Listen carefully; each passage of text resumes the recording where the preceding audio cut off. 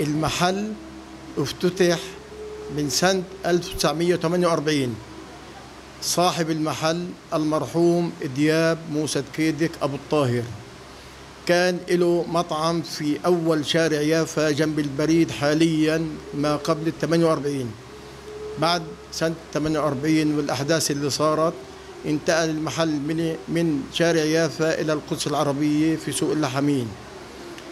المطعم عنده حمص، عنده فول، عنده سلطات، عنده كبدة مقلية، عنده حمص مع لحمة، عنده برضه أنواع مأكولات فلسطينية عربية. من المأكولات اللي احنا بنعملها بتغير البرنامج من يوم ليوم. المقلوبة المشهورة، مقدم المنسف اللي هو لحم خروف بلدي مع لبن ورز، بقدم لحم مع مرقة ورز، بقدم خضار كمان حسب المواسم، كلها خضار طازة، كل شيء في موسمه.